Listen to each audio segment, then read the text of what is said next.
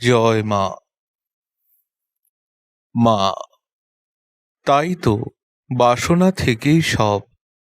বাসনা না থাকলে কিসের কি?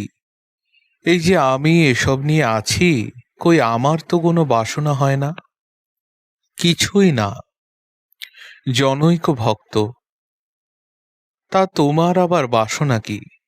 মা, আমাদের ভেতরে কত কি তুচ্ছ বাসনা উঠছে, এসব কি করে যাবে? মা, তোমাদের ওসব কোনো বাসনা নয়, ও কিছু নয়। মনের খেয়ালে অমনি উঠছে যাচ্ছে, ওসব যত বেরিয়ে যায় তত ভালো। সন্তান, কাল বসে বসে ভাবছিলুম যে ঈশ্বর যদি রক্ষা না করেন তো কাহাতক মনের সঙ্গে লড়াই করা যায়। এক বাসনা যাচ্ছে তো অন্য বাসনা উঠছে। মা, যতক্ষণ আমি রয়েছে ততক্ষণ বাসনা তো থাকবেই। ওসব বাসনায় তোমাদের কিছু হবে না, তিনি রক্ষা করবেন। যে তার শরণাগত, যে সব ছেড়ে তার আশ্রয় নিয়েছে, যে ভালো হতে চায়, তাকে তিনি রক্ষা না করেন সে তো তারই মহাপাপ। তার উপর নির্ভর করে থাকতে হয়।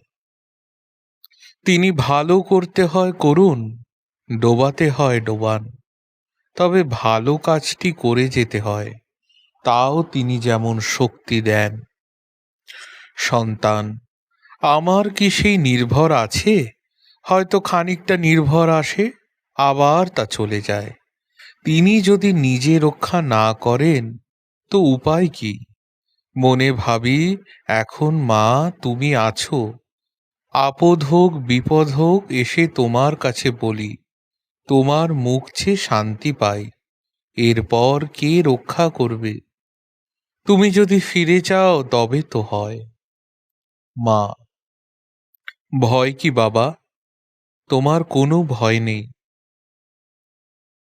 তোমাদের সংসার পরিবার ছেলেপুলে এসব তো কিছু হবে না, তোমাদের ভয় কি?